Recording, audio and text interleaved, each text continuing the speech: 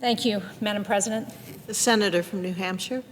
I'm here to add my voice to the eloquence of both Senators Cramer and Senator Schumer about the need to recognize those people who were lost on the Frank Evans.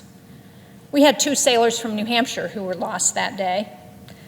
Ronald Arthur Thibodeau of Manchester, New Hampshire, joined the Navy in 1967, and he was assigned to the Frank E. Evans as radar man.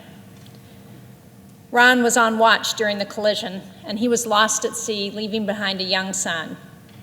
And Gary Joseph Vigue of Farmington, New Hampshire, was also on watch that night during the fatal collision. Gary had married his high school sweetheart a few weeks before he reported to the Frank Evans in 1968. Gary also left behind a young son and his 2 brothers who still live in New Hampshire. These 2 men, Gary and Ron, gave their lives for this country. These men were supporting operations during the Vietnam War, and they were planning to return to Vietnam waters once the training exercise was over. So just like all those other people who were lost in Vietnam, they gave their lives for this country. And just because they were outside some artificially designated combat zone doesn't mean they shouldn't be recognized in the same way that the others who were lost in Vietnam have been recognized.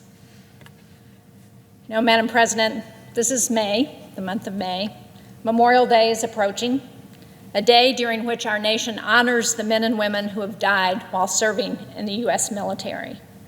And as we recognize the sacrifices of our fellow Americans, I think it's appropriate that the Senate take up and pass the U.S.S. Frank E. Evans Act, legislation that I'm really honored to co-sponsor with my colleague, Senator Cramer from North Dakota, because it's legislation that will ensure the 74 men, those lost 74, are rightfully honored by adding their names to the Vietnam War Memorial. I urge my colleagues to support this measure.